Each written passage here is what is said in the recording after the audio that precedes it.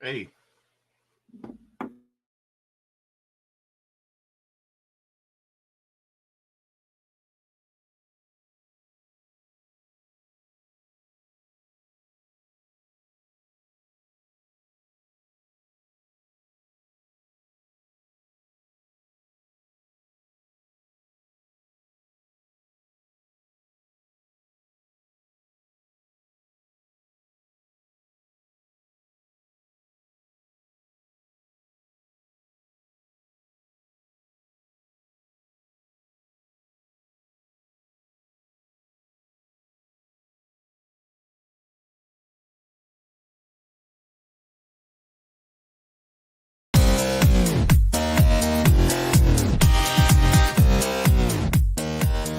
Last week, we sent a questionnaire to every Republican presidential candidate, announced and potential, asking about Ukraine.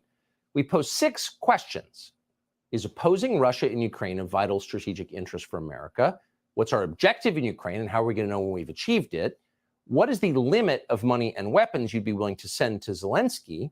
Have U.S. sanctions been effective? And does the United States face the risk of nuclear war with Russia? It's kind of presumptuous for a cable show to send these, but no one else in the media seemed to be asking them, and we thought we should. The first presidential primaries are 10 months away. Voters should know where their candidates stand on the big issues, and this in some ways is the biggest issue. So tonight we're happy to report that virtually everyone we asked responded. Nikki Haley ignored us. John Bolton said he was too busy doing some unspecified thing. But most of the rest of them did get back to us, and we are grateful that they did. In general, the answers were fascinating. Some of them were so thoughtful and so smart, they give you hope for the Republican Party. With only a few exceptions, their answers bore no resemblance at all to the statements you see every day from Mitch McConnell and various Republican committee chairmen in the Congress. Republicans in Washington tend to be committed neocons in the Hillary Clinton mold. But Republicans running for president this cycle generally are not at all. That was a surprise, a refreshing surprise. We had no idea. We didn't know what to think. So we're going to post every response that we got in full on our Twitter account tonight as a public record of where the candidates stand on Ukraine. We hope you will look at them. But first, here's a quick summary of what we received. So former President Donald Trump, who as of tonight is the front runner for the Republican nomination, sent a long and really interesting response. Russia would never have attacked Ukraine if I were president, he writes, not even a small chance.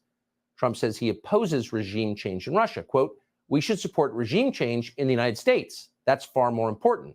The Biden administration are the ones who got us into this mess. Trump repeatedly refers to the risk of nuclear war, which he describes as absolutely real, and then he calls for a negotiated peace by Ukraine, mediated by the United States. Quote, both sides are weary and ready to make a deal, Trump writes. The meeting should start immediately. There is no time to spare. Death and destruction must end now. Welcome to another episode of RBN Live. I'm one of your hosts. I'm CJ. What's up, Nick and JB? What's poppin', my friends, my family? It's great to be back. Another episode, RBN Live Tuesday. We have Sabi, who will be joining us a little bit later. JB with another fire stream, as always. What's poppin', brother? What's up, JB? My dudes, so good to see you. My man looks sharp. Thank you. I was just like, you know what? I was not feeling like doing any streaming at all today. And I was just like, well, you might as well dress up nice just to clean it up a little bit. So I was just like, let me do this. So yeah, I was having my live stream earlier today, and I was talking about a book that I'm starting to read. And it's by Dr. Devon Price called Laziness Does Not Exist. So I'm going to be getting into that, but I'm going to read it on my own time, and then I may read it down the line on my channel. Yeah, but yeah, that'd be dope. That's dope. But yeah, it basically talks about how that we are so tied to having to produce to the point where we put our lives in, we value, we put the value of our own life on the basis of production, when in really our lives have inherent value as it is. And this is the system of capitalism that we have that ties us to how much we produce, when in reality, it should not be that way. And the thing is that it triggers our self-worth into, if we're not productive in that way, then we are not much of anything. So I think that's something that is good, and to talk about, for me to have a good reflection on. And then I was talking about the Silicon Valley Bank, about the collapse, as well as Biden, shoring up the depositors and making sure that they're able to, have their money. It's not a bank bailout, though, JB. It's not a bank bailout. Yeah, basically. And they how trying to talk like it's not a bank bailout, despite the fact they literally bailed these people out. But go ahead, JB. Yeah, and Kevin O'Leary, aka Mr. Wonderful, decided he's like, oh, this is horrible. It's basically nationalizing the banks. I'm like, good. We need to nationalize these things anyway, because why are we putting people's money at risk in the first place? We should not be doing that. Like, I don't want to go to a bank and then next thing you know, I get my paycheck, and then I go to the bank to get my money out, and I can't take my money out. I can't pay my bills because you guys decided to mess up my money, because you guys decided to take some of the money that I had in the bank and then use it in order to, put into the stock market, and then you guys lose the money. And so guess what? I don't have that money left. Like, I don't want that. And so the thing is, I went over, some of the details of what happened with Silicon Valley Bank and why, I think that we should nationalize the banks, overall. It's going to be private after this. It's absolutely stupid what's going on right now.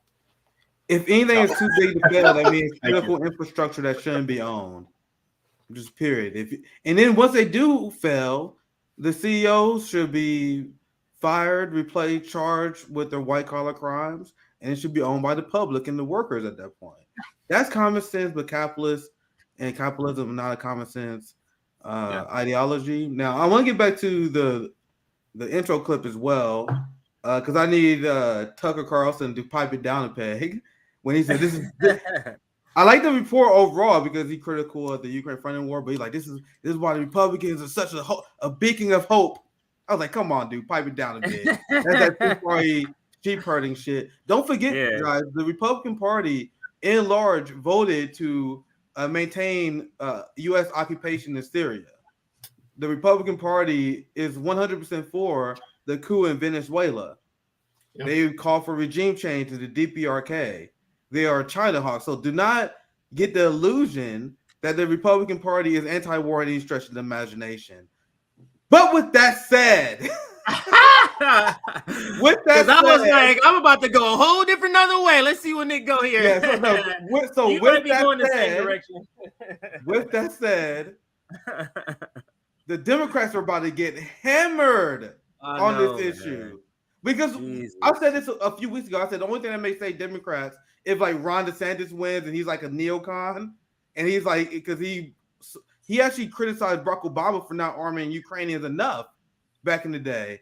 But me and CJ, we usually on the same page, and he had the story. We're going to cover how Trump influence is shifting the Republican Party to be critical of Ukraine funding. So how is that going to work for not only Joe Biden, but what I'm personally interested in? How is that going to work for Bernie Sanders and AOC in their Twitter space? Are they just going to ignore the issue?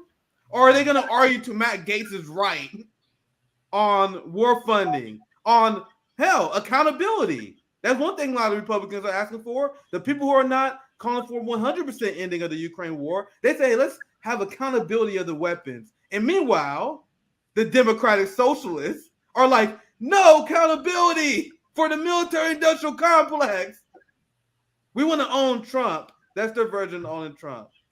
CJ, JB, anything you guys want to add? But Democrats, I don't want you guys, anyone to believe in our audience that Republicans are anti-war and anti-imperial. They are not. But in this one issue, they are going to get hammered. And you're going to see progressives be extremely cowardly. You're going to have Republicans leading this. And what Bernie Sanders is going to do? Call all of them Russian agents? He's going to show for the military-industrial complex. Go ahead, CJ. I know you want to chime in. I think we're in the segment, Nick. We're in the segment now. We're just doing it now. Yeah. So, but in a political world, and this is the United States, where it's not what you do, it's just simply what you say. What are we to do in this scenario here, where we have literally the GOP signaling more anti-war than the progressive caucus? That's like sad. What the fuck is like what the hell is happening? So this is, you and I talked about this, and I think JB was included. Or was that the week you missed? But we talked about this before where we was like, well, what did we say? I said Trump stance on anti-war is going to pull everybody to the left. It's going to pull everybody in the GOP primary, not to the left, but to an anti-war stance. And they have to, because the people are with anti-war. Go ahead.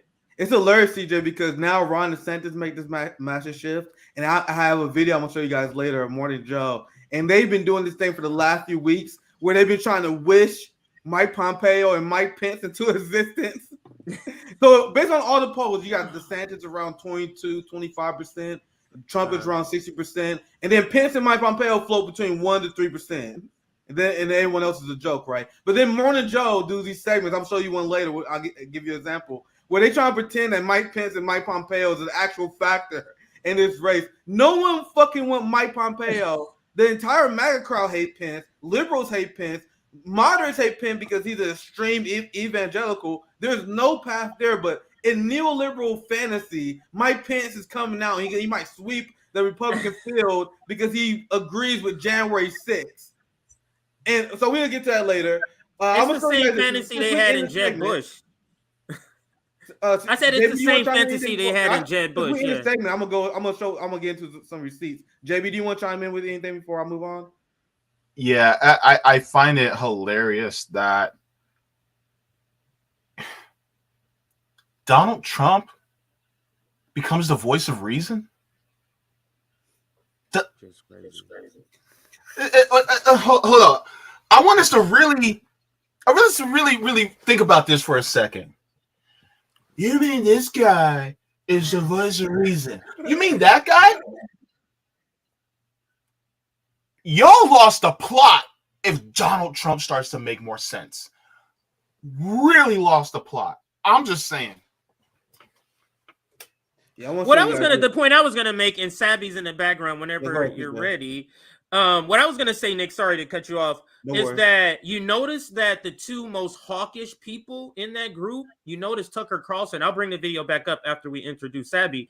You notice in that video, Tucker Carlson says the two people that don't respond, the two most hawkish, are Nikki Haley and John Bolton. Oh, I'm too busy. One of them and one of them. Yeah, and Nikki Haley is another one they're trying to make happen. They're so desperate to make Nikki Haley happen, all the neocons. What's popping, Sabby Sabs? I saw the Worker Strike Back event in Boston that you streamed. Sabby putting in the work as always. What's popping, my sister? What's up, guys? Yeah, we had the Boston launch for Worker Strike Back on Saturday. Eric filmed that. And then there's a second part I'm going to upload tomorrow, which is where I was able to interview some of the union organizers that were there. So Railroad Workers United was there. Like, it was so many different like union organizations. The teachers union was there. UAW, United Auto Workers, they were there. I think it was approximately like 100 people that came to that event, and it was just nice to see so many different. For a local event, that is a great turnout, because we gotta don't think of it like, oh, this is a national. This is a local Boston only worker strike launch. 100 people. That's a lot of people. And then the union representation show how hungry they are for this as well, because I told you guys in Seattle there was a lot of union representation there, and this is like the heart of where the labor movement needs to go, and it shows why they're so excited for this, which is why this is my job is to make this point, because Worker Strike Back got to be nice and professional, but I got to make the point that a lot of people who care about labor, they ignoring these events. Sabby, only person I saw covering the Boston Worker Strike Back. I apologies if I miss any smaller channels, but my point is about the larger ones. Like all the larger ones try to pretend they don't see this shit.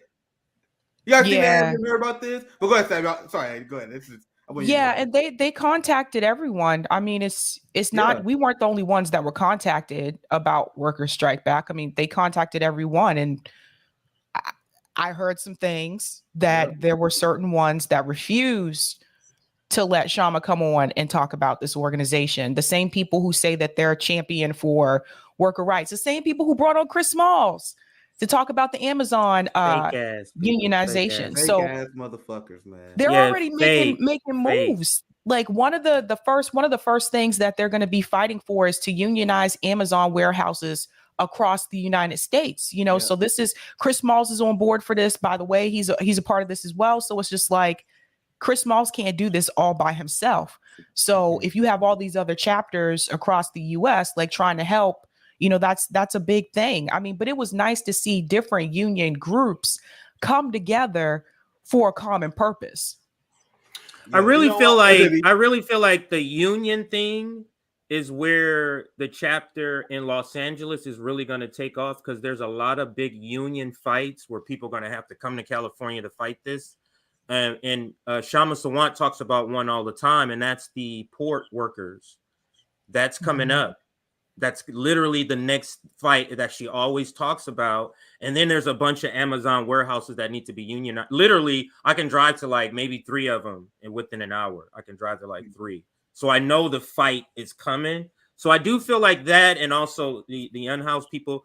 But to bring it back to Sabi, what you were saying about the worker strike back. Like, so tell us about like how the event went and some of the people that spoke that you saw. I know you mentioned some of the union workers, but what was your speech about, or did you even give a speech, and what was it about?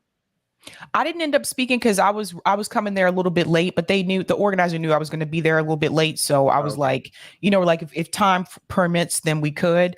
But what I also thought was nice was they went around the room and asked people to like basically raise their hands and tell their story.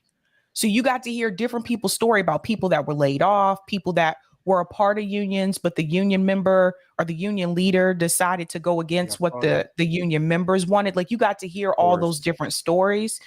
They're already have an action plan for March 25th, which is just around the corner. I mean, they have gotten the ball rolling. So I am going to try to bring some of them on to talk more about at least like these local actions.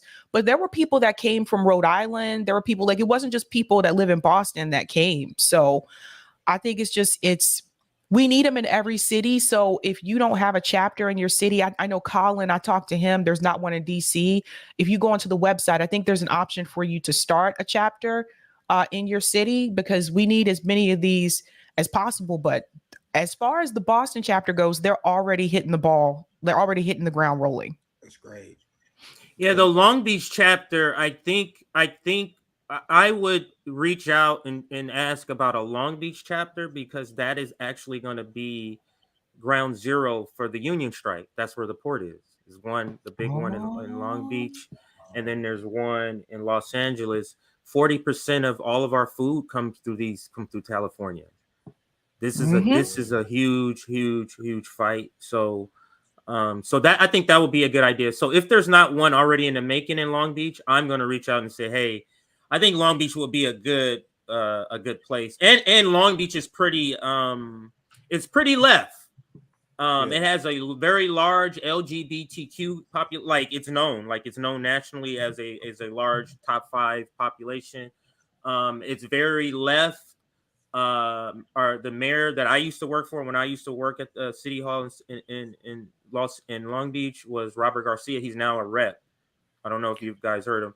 He's now a rep now. He used to be cool, but I can see who he was locally to now how he's pivoted to now using a lot of the same national talking points that he was known like as a very progressive mayor. And Long Beach is serious though. Long Beach is a serious act. Like the City Hall meeting, Sabi, packed. People outside picketing. Like I would come down, leaving work, like, oh, I'm about to go home, and there's people outside picketing. Oh, it's just a normal. Like it's pretty active down there in Long Beach. Imagine if isn't Snoop from the LBC? Yes, I went to high school. I graduated from Long Beach Poly High School, so Compton and Long Beach are kind of my homes. Mom lives in Long Beach, so I travel. A lot of friends in Long Beach. I also went to college in Long Beach, Cal State Long Beach. So imagine if we could get that message about worker strike back to Snoop and say, "Hey, there's a Long Beach thing happening." Da da da. You never know. He shows up everywhere. You never know.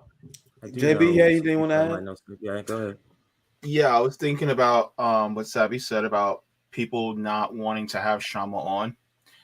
It's funny how you'll have people who say that they're down for the outside strategy until the outside strategy actually comes.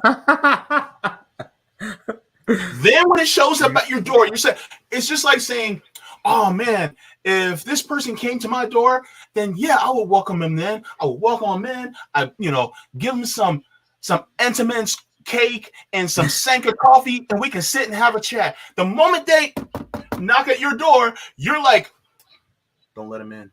No. Shh. Don't let him in." That's the way it is. And so it's like, we're like, okay, outside strategy. Boom, there you go. Now what? Oh, but now it's crickets. And so the thing is that this is why it's important for all of you that are watching, especially when we talk about the actions like Worker Strike Back or any other group that's like it, that's also pushing for more worker power. Number one, share the stream, right? Also, like and subscribe, push us out into the algorithm so we can talk about this more, so that more people hear about these things. The reason being is because we're trying to make sure that people like you have more power in the workplace so that things aren't as rigged as they are. And that's the point. This is why it's so important. And I would love for Worker Strike Back to come to Orlando.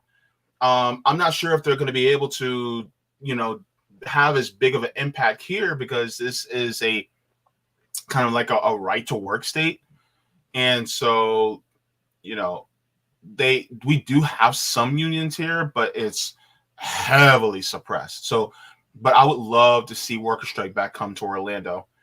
If they did, I take my ass down there, even if I had to like leave dialysis just to go there and get put out there on a stretcher with my phone like this and live stream, I'd do it. But if you guys know of any other groups like Worker Strike Back, promote it, tell people about it, encourage people to join so that more workers can actually have a more solidified organization, so that we can actually start to change things on a more fundamental level. Yeah, and I'll say too, some of the union members that have gone on to some of those platforms when they got those wins have not heard back from those people at all in reference to continuing the progress. And that's really sad. So I think that having something like this, organization like Worker Strike Back, where you do have people that are willing to help. And that's the thing. You're not just fighting for like the railroad workers. You're not just fighting for like, everyone's not out for their self. It's bringing all these groups together and saying, let's fight for each other's action. And I think that's important. But yeah, there were definitely some disappointment from people who are union members that went onto some of these platforms and they feel like now they're just completely ignored. Yeah, and for our audience that might be wondering, like, why are you guys always talking, guys and gal, I should say, always talking about Worker Strike Back? If you didn't hear it in multiple streams, RBN really believes in this Worker Strike Back. We reached out to Shama to make sure that RBN is included in from the beginning. And you saw that with Nick in Seattle. You saw that with Sabby now in Boston. So this is what we're one of the things that we're advocating for. So if you're one of our audience, if you're in our audience in our community and you're always saying like, what can I do? This is what we're saying. We're suggesting you get involved with. So you never know, like there might be 10 people right now, and that's in Orlando, that just heard what JB said, that be like, oh, let's open one in Orlando. So just wanted to shout that out. When I was there, RBN felt home in Seattle. Like, these are our people. These are the people who had enough of the two-party duopoly.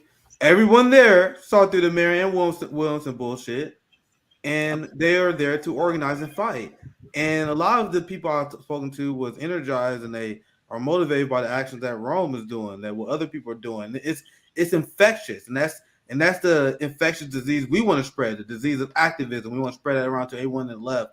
And that's why, despite all the ops on always try to tell you guys ignore like all these Democrat ops on Twitter and stuff because that's not real. Like if you go out there and speak to activists, speak to people who are in the street who are actually passionate about these issues, they hear what we say and they vibing with that. It's only these people who are Democrats who hear RBN message and they feel threatened, and that's why they're not propping up worker strike back, because these are the people who only want to organize within the Democratic Party. Yep. If it's not a DNC sanctioned event, they don't want any part of it. It doesn't matter if it's a libertarian organizing it, it doesn't matter if they're socialists organizing it. And if they're not Democrats, it does not further the agenda of the two-party duopoly. These people are not interested. JB, go ahead. Yeah, so I'm looking at the Worker Strike Back website right now. They're going to have a launch rally in Houston, Texas. So on March 16th. So be aware of that. That's in 2 days. So this Thursday, they're going to have a Worker Strike Back launch. If you're in Texas, then you guys may want to get down there to Houston. All right. Can you share that? Can you share that, JB? Because I'm going to ask you to go to a different part on the website. Can you share that? I was going to share it, but if you already have it up, if you will, please. Oh, let me take this banner down. Yeah, because I want to just because we just said how RBN like believes in this, so maybe we should show the 5 demands that are there, and they're pretty on point demands. So let's just show people what their demands are, and you can announce what you just said if you wanted to. So show people again. Sure. Okay, I'll do that. I'll do that demands really quick. Okay. I'll say so. Number 1 says workers need a real raise. It says Biden and corporate politicians in Congress keep giving themselves raises, but can't pass a bare $15 federal minimum wage for working people. We strongly support the fight for $25 an hour starting wage by workers trying to unionize their workplaces in major cities that are just a basic living wage. As prices skyrocket on everything from food to housing, we need at least 20% raise for all workers with automatic cost of living increases above inflation going forward. Instead of long hours and multiple jobs just to pay the bills, we need to shorten the work week with no loss in pay and benefits. We work to live, not live to work. Based. Number 2 is good union jobs for all. Of course, that is self-explanatory. Number 3 is fight racism, sexism, and all oppression. This is deeply important, especially for those of us at RBN. We're an all-Black organization, so this is also deeply important for us. And then number 4 is quality, affordable housing and free healthcare for all, and that's also very self-explanatory. Can you pause right there? Can you pause right there? Now, you tell me, number 4, what human does that not affect in the United States? Absolutely. That's every single human is affected by number 4. Absolutely. So that's important. Brings us all together. And the last one is my favorite. I think there's one more, right? There should be one more, And number 5 says, no more sellouts. We need a new party. No more sellouts. I love that. Yep. And this is why they didn't have Shama on. Yep.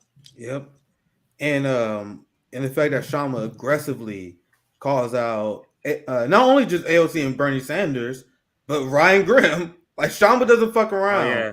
She doesn't, and that's the kind of shit that get you blacklisted by the people who are deeply unserious. They're more interested in maintaining a social club, a social hierarchy, than actually organizing and creating wins for the proletariat. But go ahead, JB. And I just give this one blurb a read. It says, the Democrats and Republicans both answer to the billionaires. That's why working people keep getting screwed. I love how they just so plain with it. Even so-called progressives in Congress have completely failed to fight against the establishment and offer no solutions. Pause. We need a new. I'm sorry, go ahead.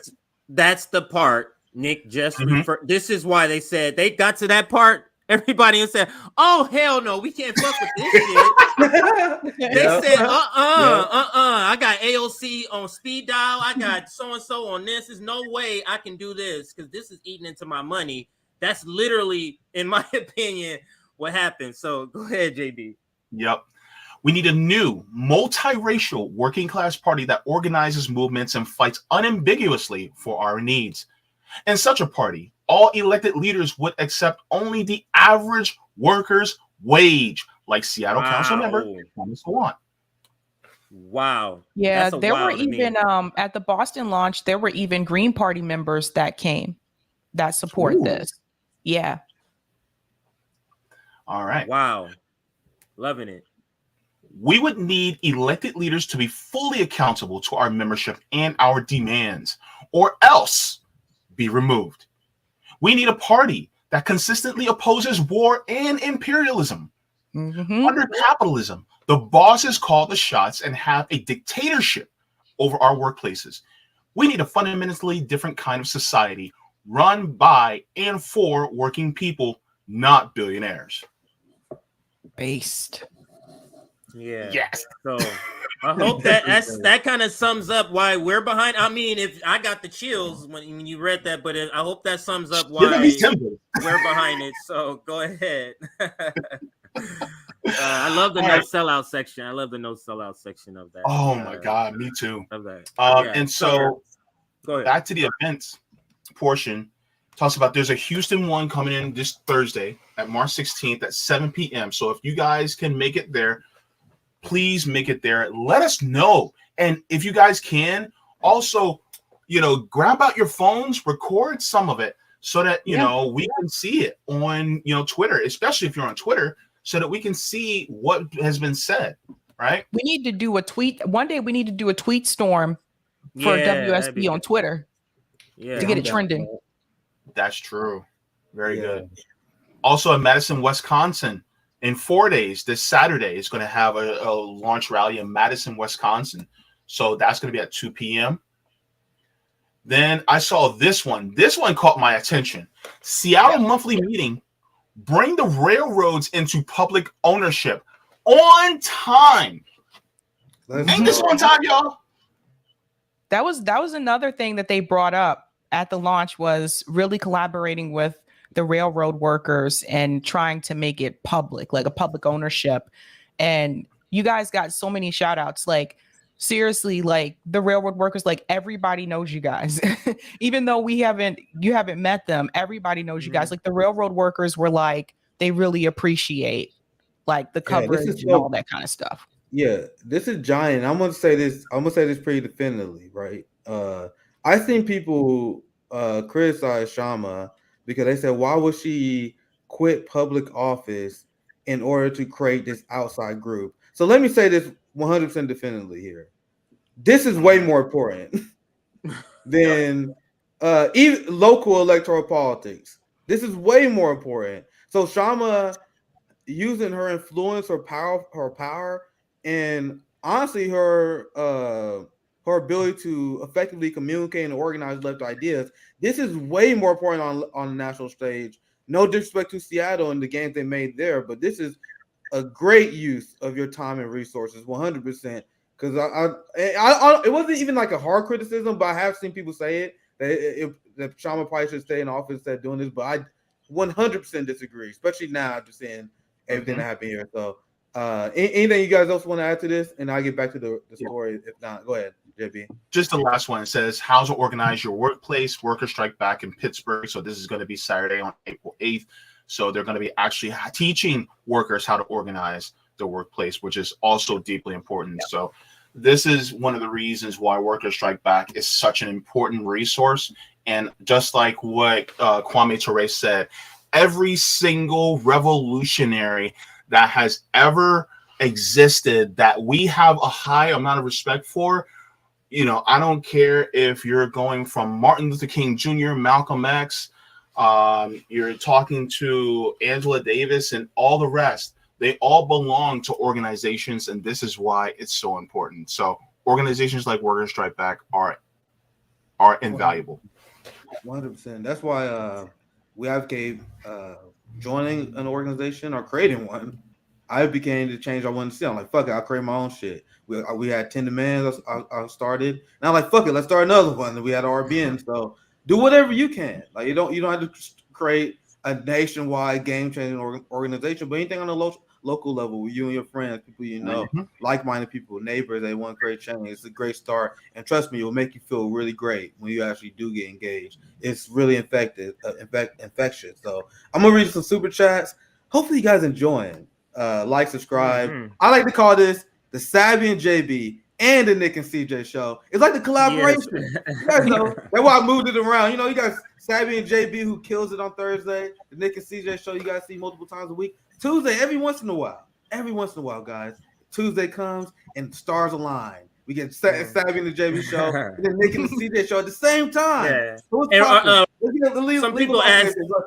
Go ahead. Some people ask where Rome is. Rome is building the library, so he's doing work today in the library. Yeah. So that's way more important. So I'll read some super chats here, and we're gonna get back to the story, the main story. We covered it a little bit during the intro, and then we can actually really dive into it now. Trump pushing the GOP to the left on Ukraine, and how Democrats going to handle that. And I know, CJ, you probably got stuff to add, but I'm going to show you guys this Morning Joe segment here soon. Do that. Yeah, go ahead. They are melting down over, and especially Joe Scarborough, because he loves the Republican Party. He's like, oh, my dear Republican Party, what happened to the Reagans who hated Russia? It's a hilarious segment. That's why I'm going to show you guys that later. But first, I'll read this super chat. Feel free to interrupt anytime. Guys, thanks I don't know the currency, but the 250 MX. Thank you, Andrew. This is my friend. I think Andrew, he's going to join us tomorrow at Nick and Night. Andrew. Really, and he showed me a good time in Seattle, so it was fun. Always meet your comrades. I always recommend. Love to see the Quadro Power Stream. By the way, Freedom Road Socialists have been organizing for more left militant unionism in the Teamsters for years.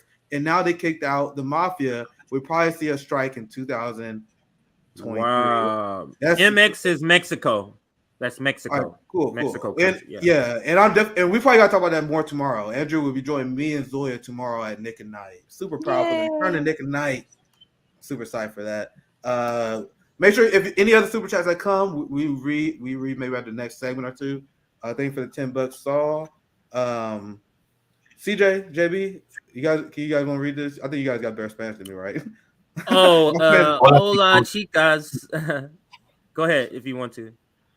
Sigan peleando. Keep on fighting. Thank you. Sorry to put you guys on the spot, but you from Florida, CJ from California. I figured you guys got way better chance than me. You guys didn't want to Western ass. You guys did not want to hear me butcher that, so I appreciate the super chat. And I will get multilingual one day.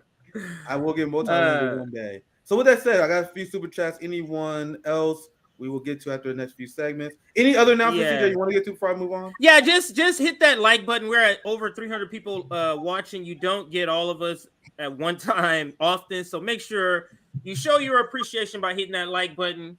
Get to 300 likes. That'll be awesome. And then the only thing I would shout out is our Substack.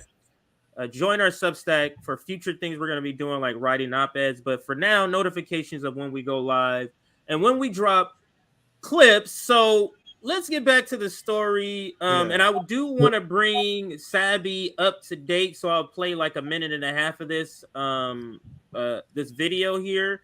But this is Trump. Like I said before, Trump's stance on Ukraine was going to pull some of the other GOP candidates left or make them more anti-war, and that's exactly what happened. So let's play what Tucker Carlson says. So to set the foundation of the conversation, so Tucker put out this. He sent the GOP candidates and potential candidates a questionnaire, and then they responded with the questionnaire. Actually, let me play it because there's some responses that Sabby should hear. So let's play it from the beginning. Last week, we sent a questionnaire to every Republican presidential candidate announced in potential asking about Ukraine. We posed 6 questions. Is opposing Russia in Ukraine a vital strategic interest for America? What's our objective in Ukraine and how are we going to know when we've achieved it? What is the limit of money and weapons you'd be willing to send to Zelensky? Have U.S. sanctions been effective? And does the United States face the risk of nuclear war with Russia? It's kind of presumptuous for a cable show to send these, but no one else in the media seemed to be asking them, and we thought we should. The first presidential primaries are 10 months away. Voters should know where they're doesn't that say something that no one else in the media is interested on what people who are running to be the commander-in-chief feel about Ukraine? Only one in corporate media interested. No one independent media interested as well. Only very few people are interested in what Marianne take on Ukraine is, for example. You think that'd be like one of the main questions, right? But let's continue. And another thing is, yeah, no, I'll wait for him to finish this and then I'll add that part because it's issues, and this in some ways is the biggest issue. So tonight we're happy to report. Or I don't want to lose the thought, so I can say it now. The questions that he asked on the questionnaire were on point. I mean, I'm not a fan of Tucker Carlson, but if you recall the questions, what is the red line on the funding?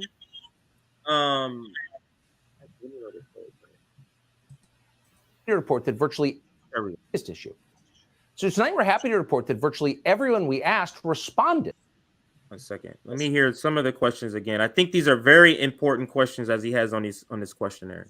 You'd be willing to send to Zelensky. Have U.S. sanctions been effective? And has U.S. sanctions, that's the one I was trying to remember. Has U.S. sanctions been effective? Great questions on this questionnaire. Now I'll let it play. Sorry, I keep stopping it. The United States faced the risk of nuclear war with Russia. It's kind of presumptuous for a cable show to send these, but no one else in the media seemed to be asking them, and we thought we should. The first presidential primaries are 10 months away. Voters should know where their candidates stand on the big issues, and this in some ways is the biggest issue. So tonight we're happy to report that virtually everyone we asked responded. Nikki Haley ignored us. John Bolton said he was too busy doing some unspecified thing. But most of the rest of us... I think that's not a coincidence. I think that's not a coincidence. I made this, and I'll pass it right to you, Nick. I made this point earlier. It's not a coincidence that the two most hawkish people, and I know Mike Pompeo could be hawkish, but he, not necessarily on the same level as John Bolton, but these two people have been hawkish on record. And they're two people who have been in Trump's cabinet. So I think it's not a coincidence. They know that their stance on Ukraine is not going to be popular amongst the GOP primary voters. Go ahead, Nick, if you're going to chime in. Yeah, and the MSNBC wine mom liberals, they are hoping Nikki Haley is a thing. But Nikki Haley is embarrassing, and she stands no chance because her whole thing is like, I want to bring Dick Cheney-style foreign policy back to the mainstream Republican Party. And she's running openly as the Trump neocon alternative, as if there's a large voting constituency for that. And that's not something they're hiding. They're like, let's return to normalcy here. And that's why you're not seeing Nikki Haley respond, because she's going to have a hard time running this primary to DeSantis and Trump's neocon right on this issue. But let's continue. Right.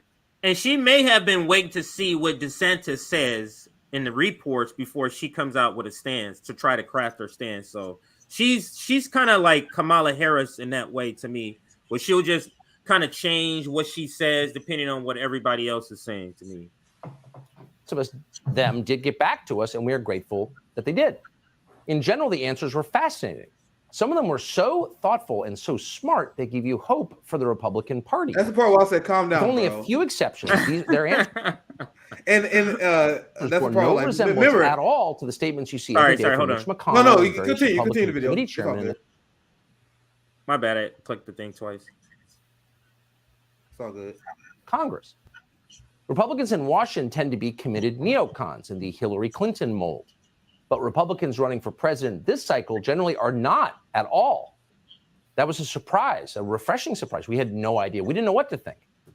So we're going to post every response that we got in full on our Twitter account tonight as a public record of where the candidates stand on Ukraine. We hope you will look at them. But first, here's a quick summary of what we received. So former President Donald Trump, who as of tonight is the front runner for the Republican nomination, sent a long and really interesting response. Russia would never have attacked Ukraine if I were president, he writes, not even a small chance. Trump says he opposes regime change in Russia. Quote, we should support regime change in the United States. That's far more important. The Biden administration. Him publicly saying he doesn't support regime change in Russia is a dagger to the military-industrial complex and to NATO. This is one of the things. Some politicians, some Democrats saying they want regime change, and that was a headline I say. There's just some politician that's just said that. Now you got Trump saying the exact opposite. That's very interesting. But go ahead, TJ.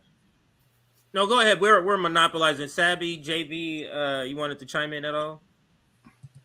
I was just gonna say, I played a video. I think he posted this only on his site, the Truth Social thing or whatever. Yeah, but he gave this speech that really sounds like something Bernie Sanders should have said. Like he talked about getting rid of the military-industrial complex. He talked about the defense contractors. He talked about like this war would have never happened if he was in office. Like these are the kind of things that we would have expected Bernie Sanders to say, and I think that's why someone like Trump is so dangerous, because he knows how to read a room. Yep. He understands what's going on at this point in time. He understands people are not too happy about all this billions of dollars going to Ukraine. So he knows how to switch up his rhetoric, but he sounded like a very different person than when he ran in 2016. Meanwhile, Bernie Sanders, someone who, unlike Donald Trump, is elected, said, "Oh, I'm actually not that involved in that." when he asked about the same thing, the cowardly swine. CJ has something I can share as well. I don't know. You can bring this down. Yeah, you can take that down. We can always go back to that. Maybe you have something. Yeah, the fact that Donald Trump put that out there. We are under no delusion that Donald Trump doesn't really mean it, because Donald Trump on the campaign trail is different from Donald Trump in office, as we all know. But the fact is, Bolton and Mike Pompeo to begin with. Yeah. But go ahead, JB. But the problem is that he is quicker to appeal to the people. He's quicker to appeal to the people versus the Democratic Party is more quicker to appeal to the powers that be. So they're going to tell the powers that be what they want to hear, even in front of you, versus the Republicans are going to tell you what some people want to hear in front of them, while still winking and nodding to the powers that be. So it's almost like a shift, because the Democrats used to do that. Democrats used to actually tell the people what they want to hear and then wink and nod at the powers that be, that being the corporate dictators. And now it's a shift where now they're just saying, bump the people. We're just going to wink and we're just going to say whatever we want to the corporate dictators, versus is now the reverse, where the wink and nod goes to the corporate dictators, and then they just, give us flowery words. Well, at least some people on the Republican side, the flowery words. So the thing is that a lot of times, this is bad, because the people who still think that the duopoly is an actual division between two different ideologies, which in reality it's not, a lot of people are now going to be looking at Trump going, wow, Trump is anti-war. I don't want World War III, so I'm going to vote for Trump, even though I voted for Biden. And so Trump's making them look stupid. And it's just funny, because really people are now, this is why we're saying these things, because we're letting you know there's no difference between them. Because now one's saying the same thing that the other one's been saying for the last, 20 years, and now they switch places. It's just like workmates that switch places, on the job, and they have the same boss. So before I continue, I'm gonna say this, and I said this a few weeks ago as well, and I'm mostly going with my gut here. As I share you guys some of this stuff that Donald Trump is telling you guys, I don't believe him. I don't know, like I can't give you a reason why. Something is telling me I don't believe this guy. As soon as he get in office, I believe he's gonna ramp this shit up. He gonna ramp the war machine up, because he don't really give a fuck. He gonna listen to all the war generals. Did the same shit he said last time. He was talking tough about Saudi Arabia. Then he became president. He was Saudi Arabia's bitch. Yep. He's like, I don't believe him. And if I'm wrong on this, I guess I'll correct myself. But my intuition always tells me not to trust these people who are rich politicians, scam artists. So that's my instinct. I'm just letting you guys know. Don't believe them. But it's good. Campaign move. And this is going to clobber the Democrats. I think that's a very clear position. So let me show you what Trump has said. And this is going to clobber the Democrats. Now that we have problems that I don't think we've ever had a more dangerous time for this country and for the world. I don't think there's ever been, again, it has to do with weaponry, but I don't believe there has ever been a time like we're in right now What they've done to our country in 2 years is unthinkable. It's unthinkable. Standing before you today, I am the only candidate who can make this promise.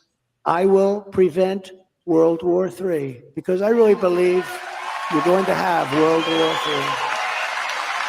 Bruh, so I ripped Donald Trump for his horrible campaign strategy last time. I raised the flag, and I did a few segments about this when people were saying no way that Biden can beat Trump. I'm like, hold up.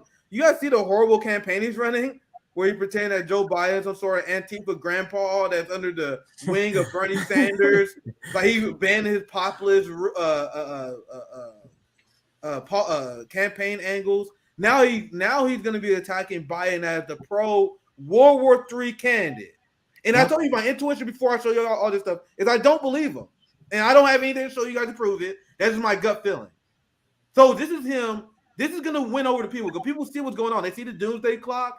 The Ukraine war lost 30% of their support compared to last year in Poland. So people were like, okay, Biden and the United States lost their goddamn mind. So there are going to be a lot of people who are, the fickle voters, the people on the fence that don't think about this all the time. They're going to see Donald Trump say, I want to avoid World War III. Meanwhile, Biden is revving the fucking engine.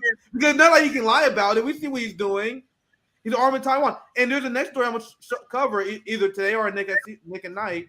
He's sending nuclear submarines to Australia. Yep. And the U.S. government is essentially threatening Australia to maintain an anti-China stance. So can Biden lie about that? No. So Trump, who I don't believe, is going to tell everyone, this dude Biden is unhinged.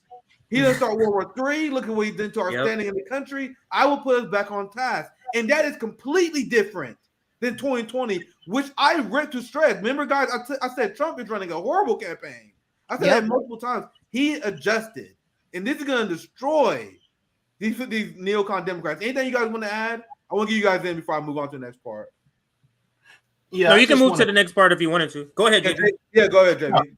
I just want to address something because I see some in the chat saying that talking against Trump is going to divide the right and the left. How?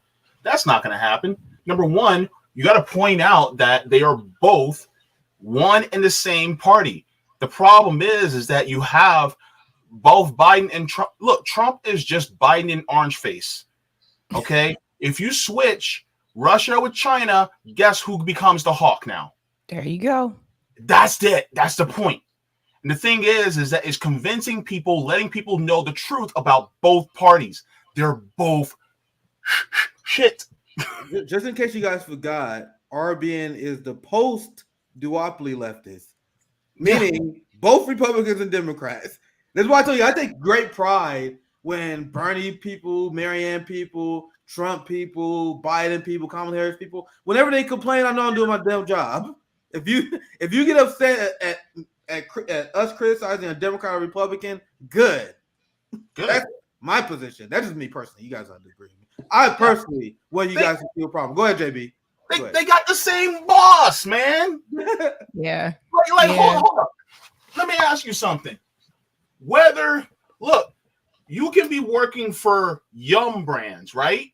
What's Yum Brands? Yum Brands is a brand that was created by Pepsi in order to own certain fast food franchises.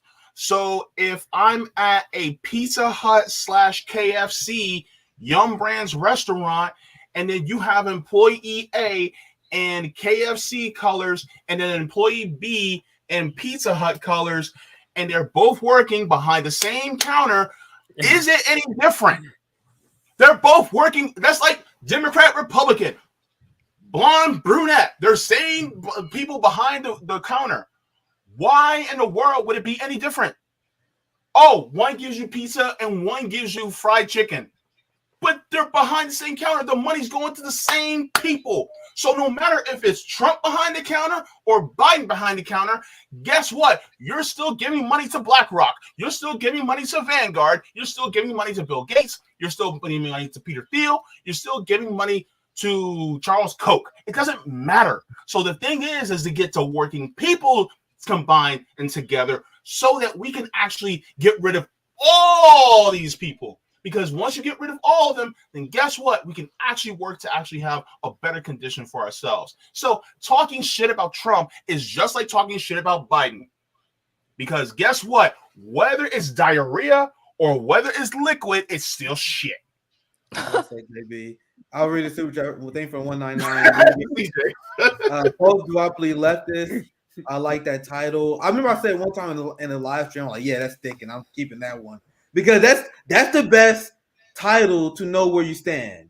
Are you post-duopoly leftist or not? Because there's all these fake socialists and communists on Twitter, these fake motherfuckers. Like, I'm a Marxist-Leninist, but I vote for Joe Biden. I'm a Marxist-Leninist, but I am fucking going to bat for Gavin Newsom in California. You guys are not socialists. You guys are fucking Democrats. So to me, at this point, saying you're a post-duopoly leftist means more than saying you're a socialist or communist to me, because there are plenty of these socialists and communists that still apologize for the Democratic Party. Then they bring some bullshit quote that they misquoted from Lenin to justify why they fucking liberals who support the Democratic Party. You heard these people say this shit. They be like, oh my God, Lenin said you should organize within the structures that are given to you. Yes, start your own worker party, you stupid fuck. He didn't say join the Democratic Party. I see people do this shit all the time. Ben Borges, actually, I saw a debate where he quoted Lenin. Like, Lenin actually said you got to work within the Democratic Party. No, he said make your own fucking parties and work within the structure that is given before tearing you down. Anyway, I'm going on the rant. The point is, saying you're post-duopoly leftist mean way more than me than saying you're a socialist and communist at this point. Are you done? Are you done with the system or not? JB, one more, and then I'll get back to the story. We'll go ahead. There's another super chat says, thank you. New Earth Rising says, I listen with an open mind, but would take you more seriously if you stop the left versus right rhetoric. Okay, you would take us seriously. You would. Let me ask you this. When we spent about half an hour, almost 40 minutes on Worker Strike Back, was that anything about left or versus right when we talk about helping out the workers and giving more power to workers? Was that anything of left versus right rhetoric? So I know labels can be confusing, right? But there are a lot of people who advocate for populism who are just afraid to say they're on the left. Mm-hmm. They're for the workers. They're for ending the war. They're for decreased police funding. But they grew up their whole life of the left being demonized, so they don't want to call themselves leftists. So they say, oh, I'm a populist. I'm all this bullshit because they're afraid to call themselves socialists and shit. So I don't allow society to dumb myself down. I know what it means to be on the right. I know what that means. You're literally a bootlicker to capital. You are an enforcer of the status quo. There is nothing what it means to be traditionally on the right. And these phrases started from French revolution politics, that's where the first, if you look in history, the first use of left and right was about, are you for change or are you for the status quo? And you first start seeing it in the 1800s, right? So the people who were for the status quo were called right wingers.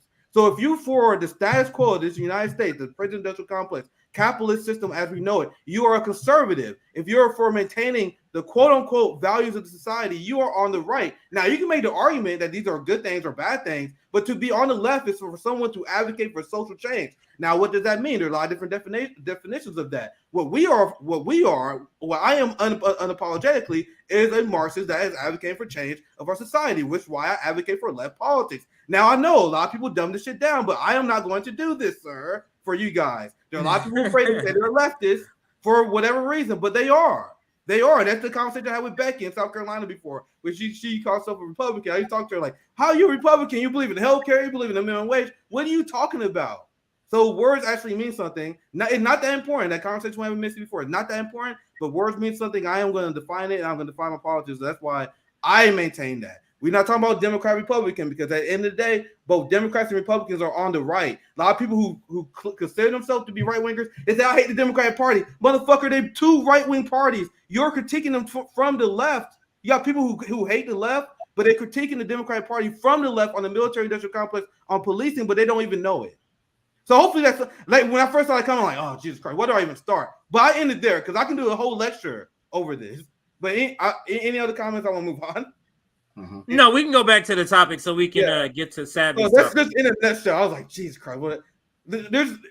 I would have to have a whole hour conversation to break this down. There's a historical precedent what these words mean. The establishment confused you guys into thinking that this doesn't mean anything because there's so many people who are left that are actually right wingers like Squad and AOC who actually support capital, support the establishment status quo. If you support the Democratic Party, you are by definition on the right. You're for maintaining the status quo. Once again, that's a long conversation. I'll shut up now because we dive into these, but these panels we did these are long conversations. Yeah. A long time ago. We got new audience members, but let's move on. I know you guys don't want to hear me rant about this forever. You had another receipt you were gonna show. Go ahead. I got two more, and I'll pass it to you, CJ. Now I'll show you guys the clip where Donald Trump is saying that I am the only candidate that you can say will not start World War III. Now, for one, that completely undercuts the entire Democratic field. And how embarrassing is it that I say the entire Democratic Party field because Marianne Williamson is for supporting Ukraine war. What a resistance for Biden.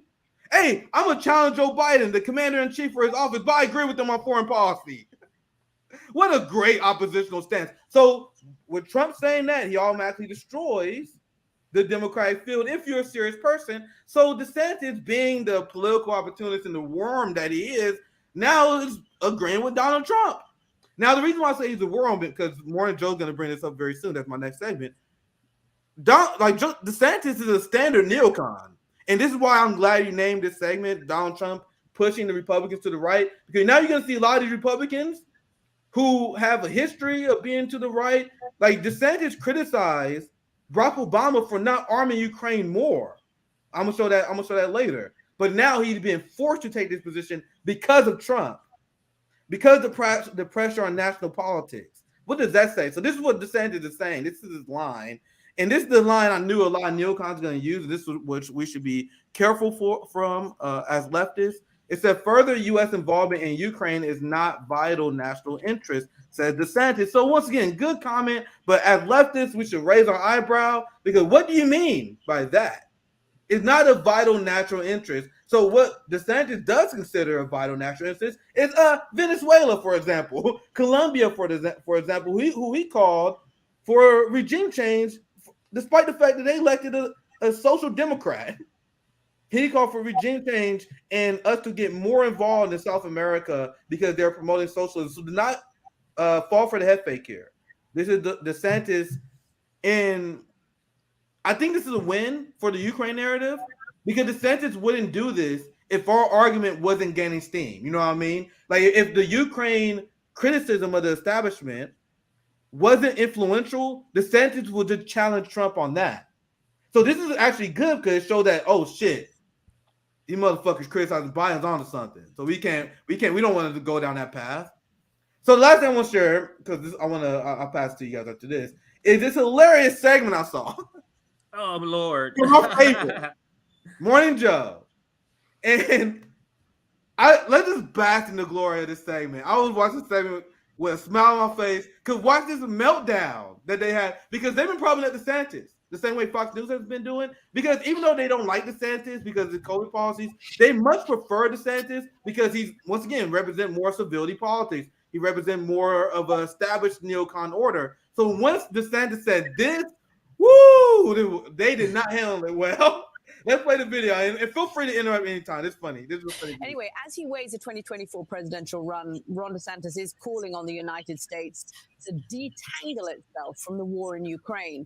In an answer to a Fox News questionnaire released this week, DeSantis said, quote, while the U.S. has many vital national interests, becoming further entangled in a territorial dispute between Ukraine and Russia is not one of them. He later accused the Biden administration of driving Russia into a de facto alliance with China and empowering Putin's war machine at America's expense. But back in 2015, when that's the neocon, that's the neocon criticism. That's the one they had to make up, right? Because our criticism obviously is we shouldn't be funding the military-industrial complex promoting war. We should be promoting peace, trade, and prosperity. Ron DeSantis can't even bring himself to say that. He's like, I don't support the Ukraine war because they're pushing China to Russia. We should be focused more on China. You guys, it's not a criticism I like, to be honest. It's good that he's calling it out, but it's still a right-wing criticism. Anything you guys want to add on before I continue? That's the case with a lot of them, though. I said the same thing about Tulsi Gabbard. She may not approve of this war with Russia and Ukraine, but then you start talking about China and her stance changes. Yep. Well said, Savvy. I'll let it continue. Just interrupt if you guys want to chime in. Obama was president, DeSantis had this to say, quote, "We in the Congress have been urging the president. I've been to provide arms to Ukraine. They want to fight their good fight. They're not asking us to fight it for them." This is them calling him out for his old position. Steadfastly refused, and I think that that's a mistake. That was back then. DeSantis is not alone in his current rhetoric. Here is some of what former President Donald Trump has said about the war, including his most recent comments where he suggested negotiating off a part of Ukraine. And oh my God, I swear to God, look at this next part of the segment. They are about to fall for the trap, guys. These Democrat idiots are about to run a campaign where they're like, oh my God, the Republicans are pulling puppets and supporters. This is why you should vote for us. If they do that, they're going to get shellacked. Demolished. They're going to get demolished. Now, look at the talking point they're going to try to use to criticize them because they're like, oh my God, you guys see this insane position of Trump advocating for peace?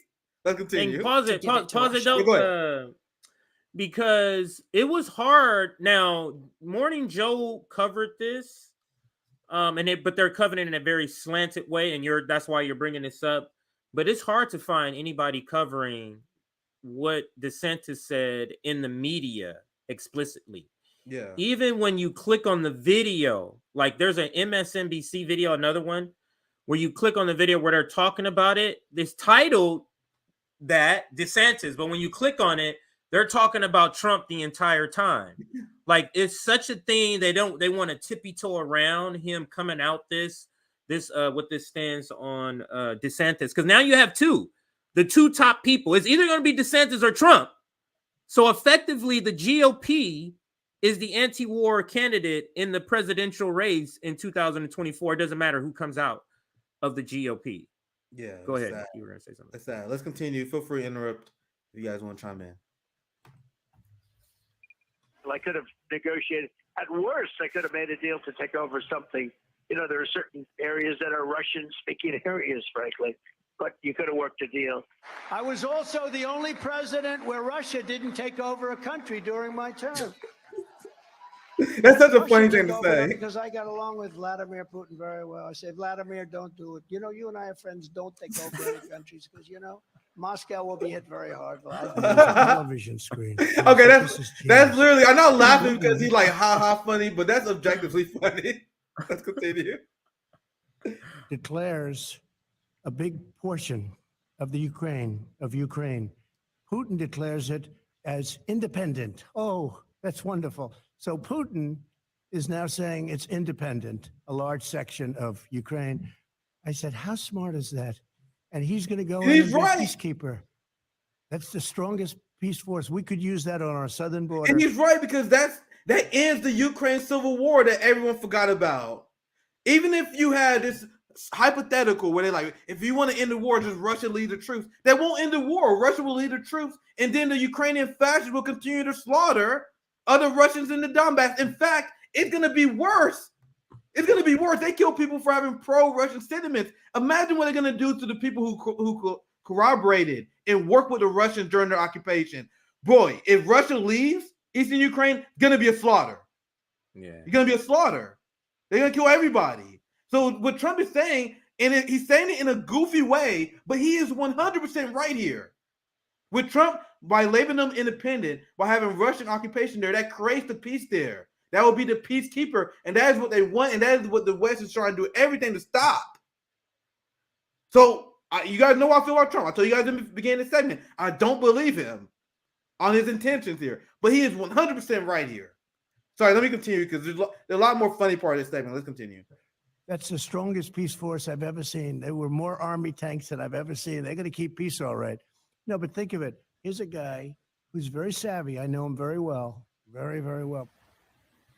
So, Joe, this starts, of course, with, once again, Donald Trump expressing kind words for Vladimir Putin. Yep. But I think there's something actually far more dangerous about this. This is now DeSantis was suggesting that this is deeming this war a territorial dispute between Ukraine and Russia. And it is. Russia invading Ukraine, suggesting that the Biden administration, the U.S., is too involved in that war and that we should pull back. That puts DeSantis where Trump is, and very different where most Republicans are. I love the tone he has. You're like, oh my God, he's telling the truth. He's saying it's a territorial dispute. He brings up the history here. Oh my God, how dare him?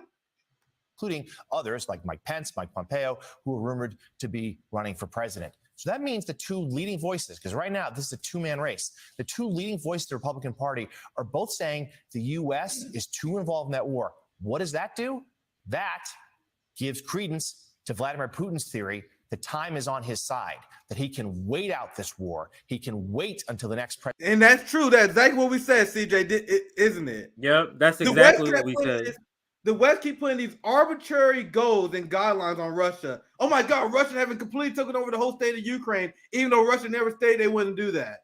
Russia literally only had to play the waiting game until the West run out of ammunition, until Ukraine run out of fucking human shields that they're throwing at Russia. Time is on their side because Russia literally only got started. That's why everyone said that you got to advocate for peace, because this war is lost the second Russia decided to invade Ukraine. Unless you win the full-fledged nuclear war. This shit where you're going to be halfway in, halfway out, that is not how you're going to defeat a global nuclear power as Russia. And they're now coming to the conclusion. Like, man, if Donald Trump take power and people lose the political will to support Ukraine, man, we're fucked. Yes, exactly as we've been saying. That's why you should have been negotiating for peace. Right? Now, Nick and Savi and JB, what he's setting up, Jonathan Lemire, that's him on the right, he's setting up a ball in the volleyball terms. He's throwing a spike. He's throwing it up for Joe Scarborough to come in and spike this, because think about who's watching this. The weapons manufacturers, CEOs are watching this. So he's like, I got to give the best performance of my life in this segment. Because of this, we have half of the uniparty that's saying we don't want to give any money, at least saying it out loud. We don't want to give any money to the, or we want to put a stop to the money that we're going to be sending to weapons manufacturers. So he's been sent in to really make the point. So go ahead. I just wanted to preface with that. And I don't even know. I haven't even seen this. But I know I can preface it like that. Go ahead. Yeah, it gets worse. I'm going to let a bit more of it play here because it gets more desperate, man. And the whole China, you guys know that the Yemen war about to come to the end because of China. Yes. And now they want to meet with Ukraine and Russia. They're embarrassing the U.S. on the global stage. And now the U.S. is in such a weak position that this segment is hilarious to watch to me, because you see the desperation that's coming from these people. And I'll let it continue. You guys see what I mean. Presidential election. And if he continues to grind on, keeps the battle going through 2024, there's a pretty good chance that if a Republican is elected, that Republican, will back off and may let Putin take part of Ukraine. Well, you just heard Donald Trump there. This is genius. It's wonderful talking about the invasion of Ukraine. We should do that. We could use that in America, Donald Trump says. Talks about how savvy he is. The Russians have now lost what? 100,000, 200,000 troops. It's been the worst. I love how they always bring the Russian casualty list as if the Ukrainians isn't like 2 times more. Like the Ukrainians, especially in Bakhmut, bro, they lost a ton of people, body bags of soldiers. But they always bring up the Russian civilian count, ignoring the Ukrainian lives because they don't care about them.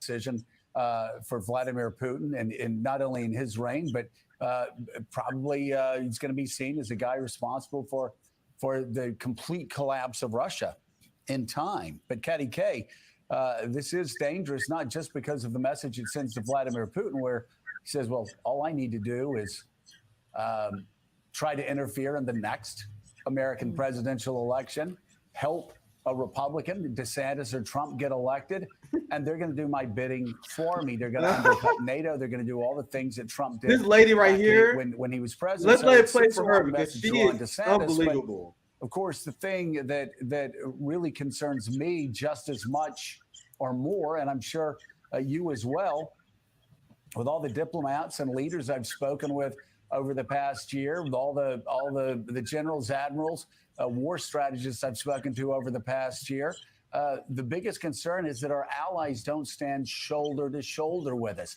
Leaders, European leaders telling me, sure, Biden's fine. we're doing great with Biden. America's back, but is America back for 2 years, 3 years, 4 years? And then we get Donald Trump again. And now they see Ron DeSantis, who's the second most likely person to be president of the United States, other than perhaps Joe Biden. He's also talking about a retreat. He's not talking about leading from behind. Republicans trashed Barack Obama for saying that. Ron DeSantis is talking about something far worse. He's talking about trashing the international order. Trashing the international order. You guys see what this is really about? Yes, hegemony. Yes, that's what he's talking about. You don't want to continue the endless war. You don't want to continue the demonization of Russia. He destroying the international order. This entire video is not a critique of DeSantis and Trump to the left. This is a critique of both these guys to the right. And imagine how garbage you have to be to critique Trump and DeSantis to the right. You got those two people, and that's what you're focused on. They're not pro-war enough. And you're supposed to be the left party. You're supposed to be the left channel. And this is your critique. You have a fear of retreat. And the thing is, they're talking about years out. They're talking about years out. So they're afraid of somebody getting into power that's going to stop the war 2 years from now. So you are acknowledging then that you expect this war to continue for several more years. Go ahead, JB or Savvy, if you want to. Yeah, they are not wanting to keep this war short. And really, it's truly only about just maintaining what it is in the military. Trump and DeSantis only have the positions that they have because Biden and the Democrats have the position they have. If it will reverse, then Trump and the Republicans and DeSantis would have different positions. That's the only reason why they're in opposition, because they have to say something oppositional in order to make themselves sound different. Because truth be told, it would have been the same outcome. This is an article out of the Gray Zone. It says former Israeli Prime Minister Bennett says U.S. blocked his attempts at a Russia-Ukraine peace deal. So basically, it would have been the same thing whether Trump was still in office. And so the proxy war in Ukraine is really just the Republicans and Democrats being employed by the military-industrial complex in order to make more money. So it's just a different work. It's just a different worker for them. I was just going to say, notice he's already started the narrative that if Trump or DeSantis were to win, it will be because of Russian interference. He already created that narrative. Just FYI. Just when I thought that was over, they bringing it back, Savvy. Go ahead, Nick. No, Savvy, I know you got a story you want to get to. I literally may do a segment on Nick at Night where I get to the blonde lady. Believe it or not, she worse than Joe Scarborough. She ramped it up to the next level. But I want to get Savvy in here before she goes. So I may do that. I may just cut that as a whole different segment because it's super interesting. But Savvy, I'll pass to you because you got something interesting you want to report on. So go ahead, Savvy. So shout out to Case Study QB for this, because I don't know if people have seen what's been happening in Yemen. I know we've talked about it before, but the situation is actually more worse now, actually. So I want to go ahead and share.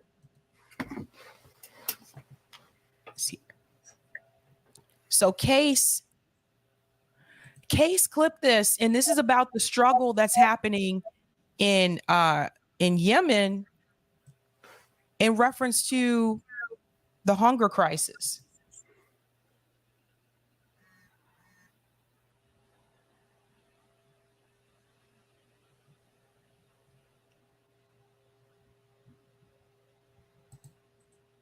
Uh-oh.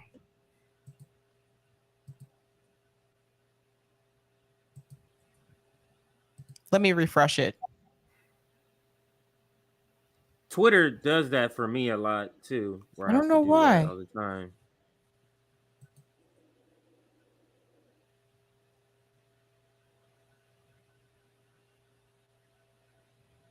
Maybe because I'm sharing.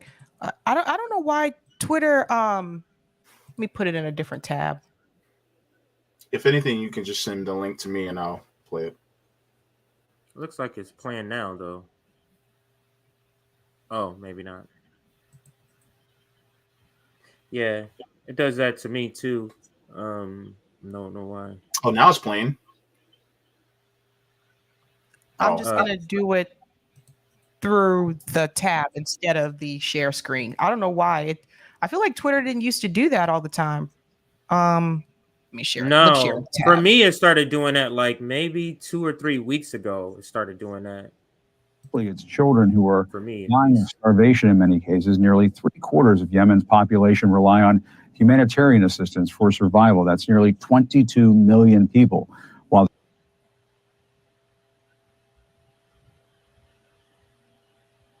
No, this is definitely a Twitter the situation thing. remains dire, Yemen is struggling to get the aid that it needs. The UN asked member countries to pledge more than $4 billion to the crisis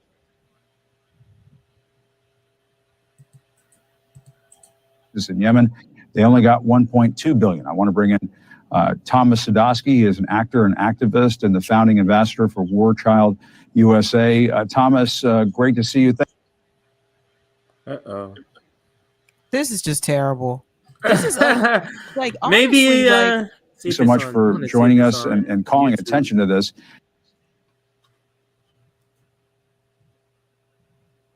Okay, so long story short, I don't think this is going to play.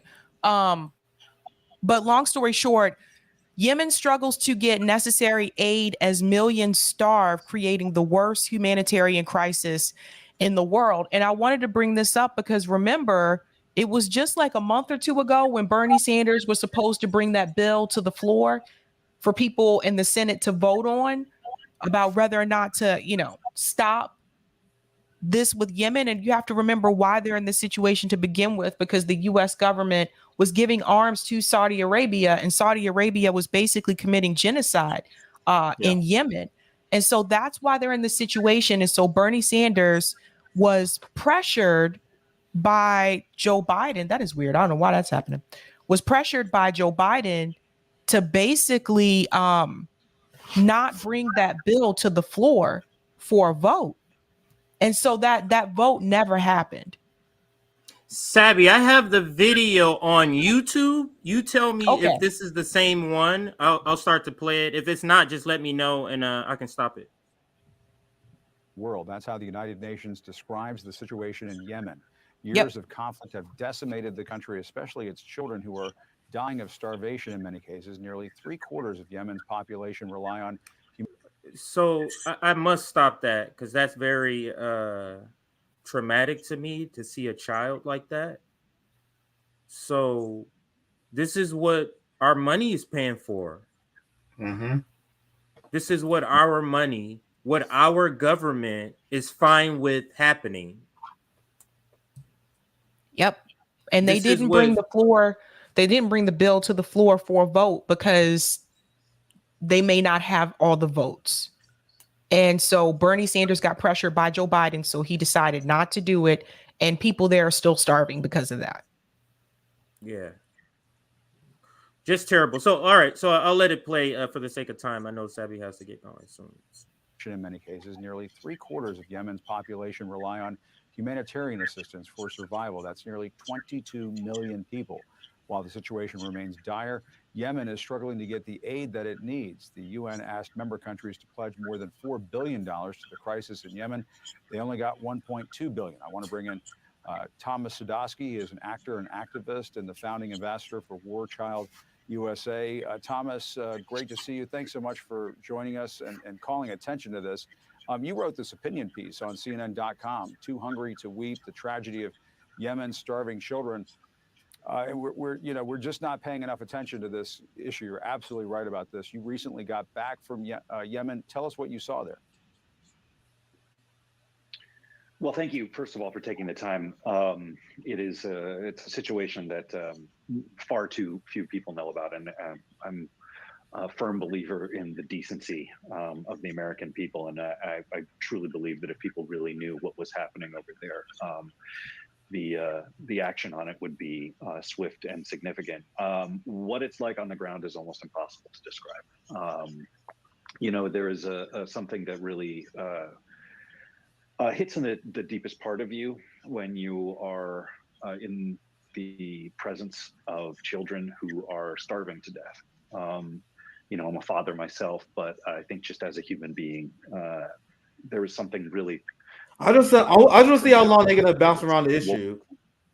I'll just watch and see how long they're gonna continue. Yeah, I noticed the same thing. Now I know Sabby, you've watched it, so maybe you can tell us. I'm not sure we'll be able to watch all of it before you have to go, but it does feel like they are covering it, but they're covering it from a social democratic standpoint of not wanting to criticize NATO or the military-industrial complex, so they kind of tippy-toeing around it. The very fact that they have an actor who wrote this piece is a fucking joke to me. So, but go ahead, Nick, if you were gonna chime in.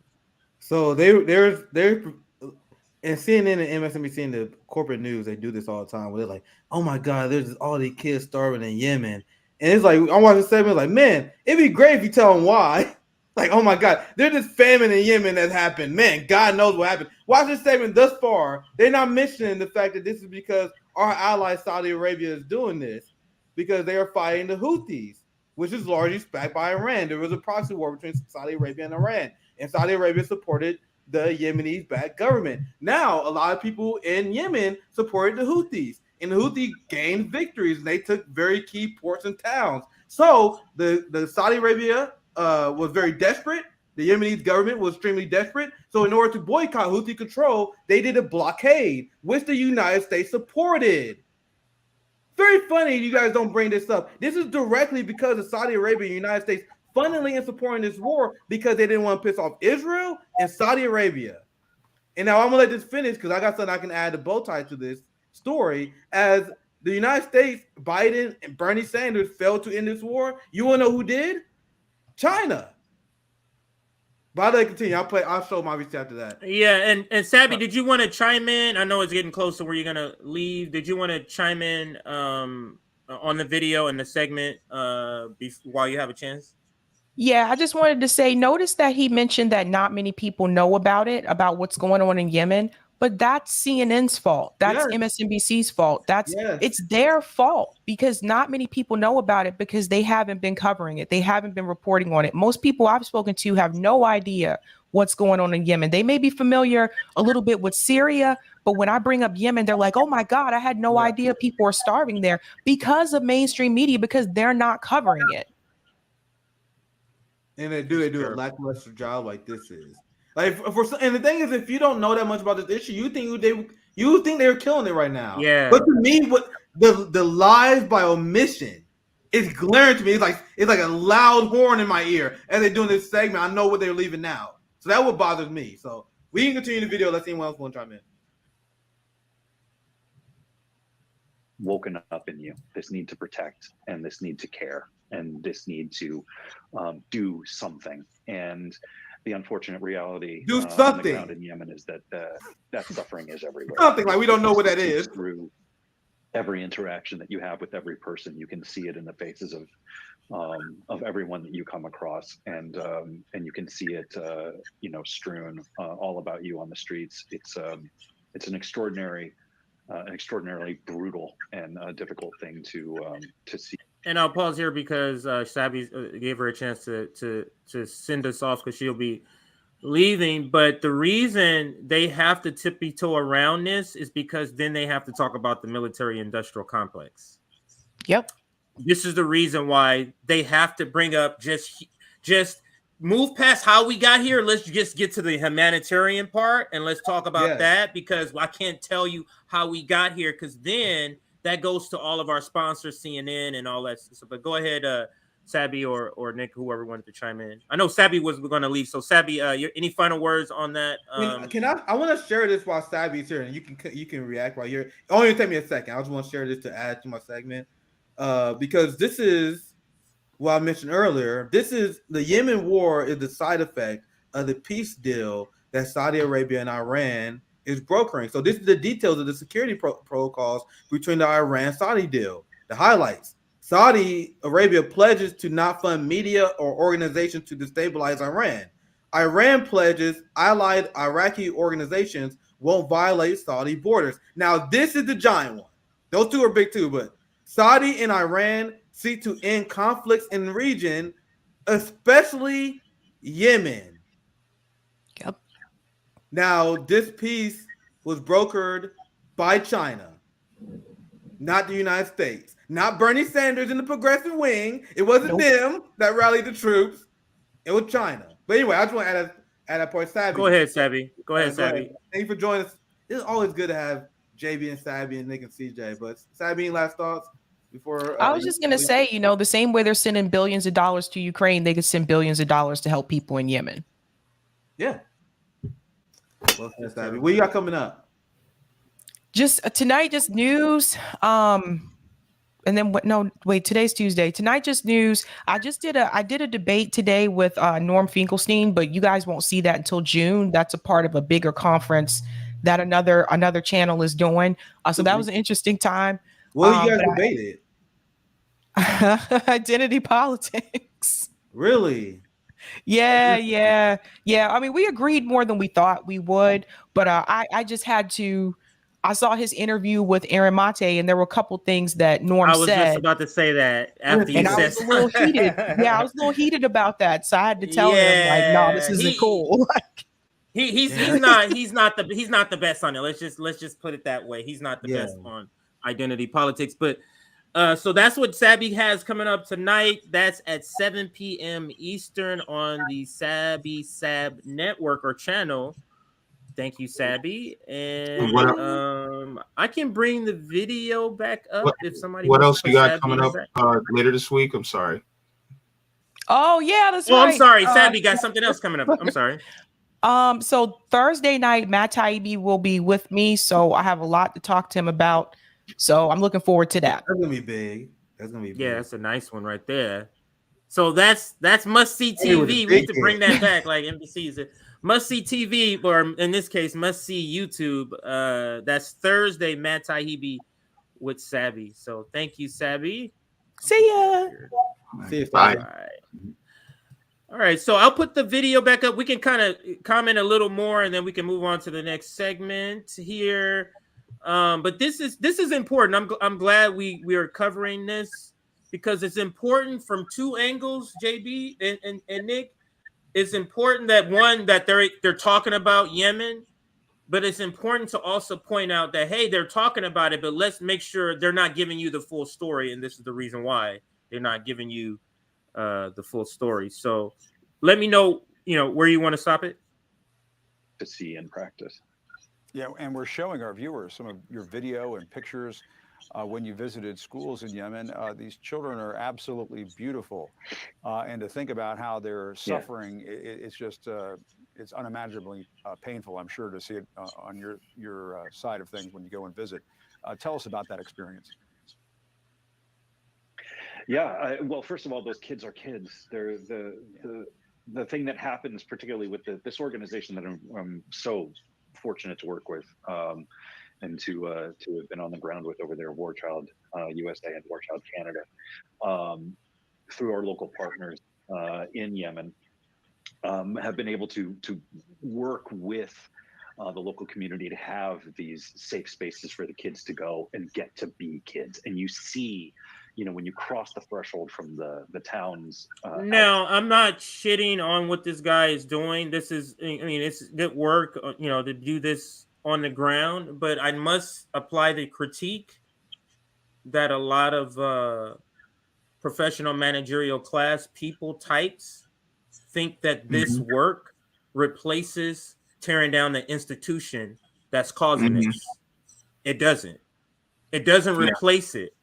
And that's where the critique I have for the professional managerial class's approach to this is that well, let's go and do this instead of going at the choke point or the pressure point or the point of where this is coming, which is the institution. They want to do all these things, JB and Nick, around the issue. Around, and it's sort of like what this segment is doing, talking around the issue, which is the military-industrial complex and what they're doing, what we're contributing, and it's never to get to the point. Yeah, go ahead, guys. Go ahead. It's really infuriating to me. No, well, absolutely. I mean, and I reflect your same sentiment, CJ, because they're talking about treating the symptom instead of the underlying problem. And so here's the crazy part. all those little kids you see right there on that screen, those are also potential people that will be radicalized that they'll end up trying to kill too in the future. That's the thing that a lot of people don't think about. Because they're keeping the same system in place while just trying to make it seem like, oh, well, we just got to change. We just got to treat the system. We got to treat the problem instead of actually going for the solution that should be done. And the thing is that solution means that the military industrial complex doesn't get money. That's what the solution is. The solution means that these billionaires aren't able to make profits. The solution means that the people actually have a particular voice within their government. And if they just choose to go into a more socialist route, into a more worker-centered route, then so be it. But the thing is that the powers that be, the corporate dictators, see that happening in these countries. Let me remind you what happened in Iran with Mohammed Mossadegh, where they tried to nationalize everything or a significant portion of their economy, and the corporations did not want it, because that meant that not only would they have to deal with propping up, financially a potentially socialist government, but also it means that a lot of people here would get the idea of seeing a successful socialist government, and they didn't want that. And so that's part of this Cold War as well, is that they don't want people to see a successful government that is not reliant on capitalism. And so it's the same thing, that they don't want us to see this. So they rather see Yemen and, this disarray. They rather see starving children than seeing children who are thriving in a system that is not capitalist. And that's what's most nefarious of it all. Okay. Oh, I'm sorry. Let me continue. Outside and the reality, the brutal, bleak reality of the outside world. When you cross the threshold into these schools, you get to see that extraordinary and beautiful thing that happens when children get to be children. You get to see them laughing and running and playing and all the things that we associate with that incredible beauty of childhood, and to see them learning and to hear a word repeated again and again and again, which is so rare when you are talking about active war zones. You're talking about active conflict, and that word is pride. And these kids talk about being proud to be able to be in school and being proud to be able to learn and being proud of the things that they have learned, and the knowledge that they're onboarding. It's really incredible, and it just makes. They're trying to turn this segment about this. Honestly, I'm call me a negative Nancy if you want, but this is actually kind of infuriating me. They're turning a subject that is 100% negative, that should 100% elicit negative anger emotions out of you, and they try to turn it into a feel-good story here. Oh, I got the schools here. No, your coverage should be about what the United States is doing in Yemen, not this bullshit.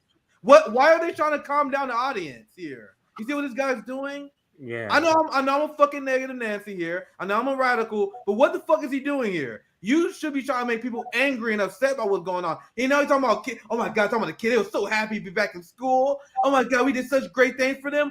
Fuck you. How can we talk about what the hell the United States is doing in Yemen? What is this misdirection shit? Yeah, Nick. And do you think this has any? Do you think the reason they're doing this story has anything to do with the deal brokered by China?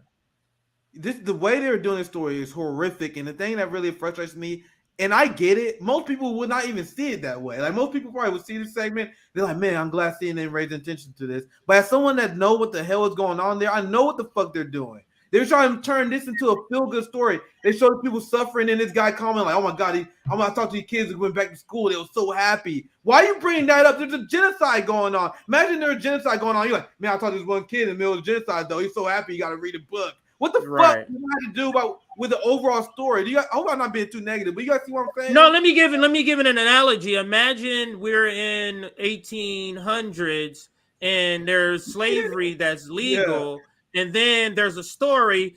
These enslaved kids. Look, you get how stupid that would be. It'd be like, nigga, stop slavery. Why are you talking about enslaved kids? Stop slavery. What is your fucking? You get the I'm glad you get it. I absolutely get it.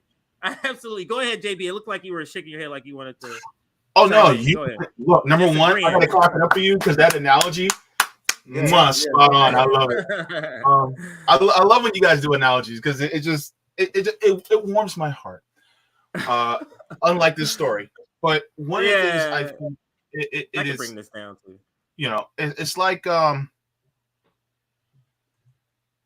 it's like driving a broke down car, and just because you're going down a slight hill, it's like, oh, but the car's moving.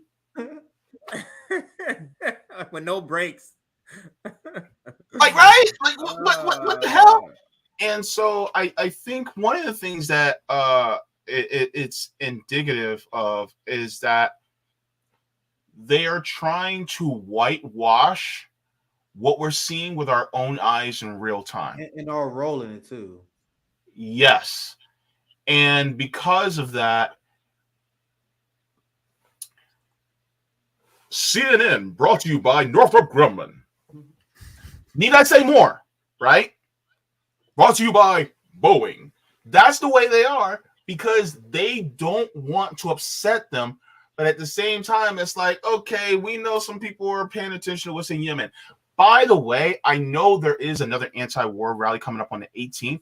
I would like to see more inclusion of countries like Yemen as talking about it, because I understand that Ukraine proxy war is important, but can we talk about some of the black and brown countries that are also enduring this as well? Because I think that's also deeply important, because why not talk about them too?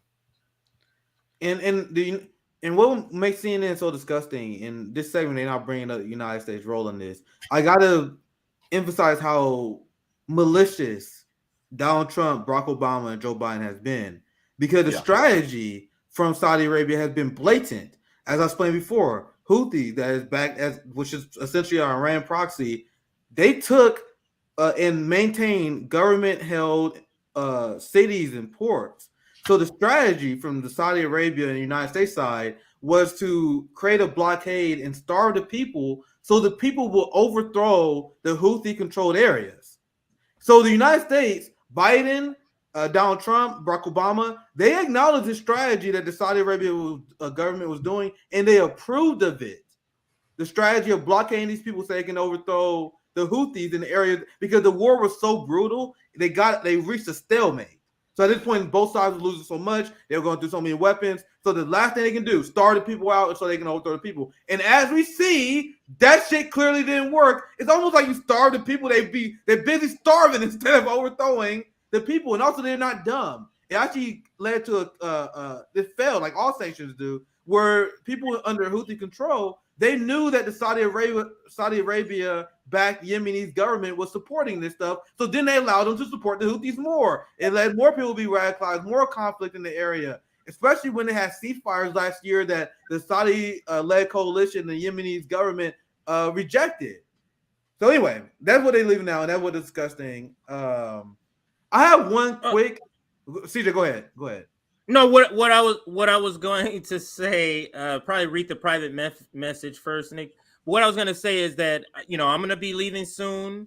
Or actually, I got to leave now to go pick up my daughter. But I was going to say, are you guys going to do one more segment? That was we can wrap because I have the other story. I can plug Nick and Night tomorrow at 8:30 p.m. Central Time. Zoya and Andrew will be there. We have quite a few foreign policy stories that we want to cover. One of them, I'm going to show you guys the Joe Biden is sending nuclear submarines in Australia. And now the U.S. government is threatening Australia to have an anti-China stance, and Australia is going to continue to provoke in that. And the thing is, the reason why is to provide a counter to China. They're not even hiding it. We're sending nuclear submarines to Australia to fuck with China.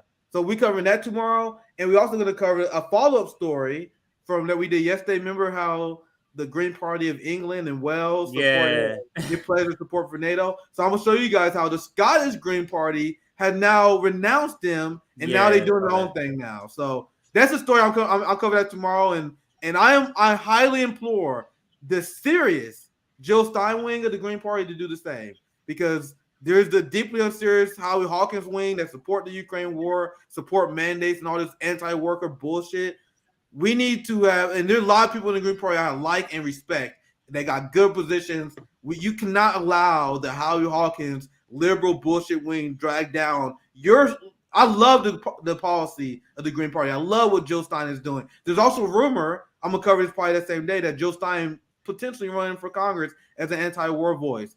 And these is what we need, independence, anti-war voices. So anyway, I cover all this naked night. That's why I have JB, anything you want to plug? I think I'll save my story for tomorrow. JB, anything else you have? Yeah, so I will be discussing some stories next week on my show, and then we have we're going to be talking about sports and class on the Sabby and JB show on Thursday. So stay tuned for that. Sounds good. I'll see you guys tomorrow evening. Nick, I think JB said he wanted to talk to us. Oh yeah. Okay. Yeah. He wanted to talk. So here we go. We'll go ahead and end. I guess this way we'll end with this video, but we'll be talking in the background. So, all right, thank everybody for joining today.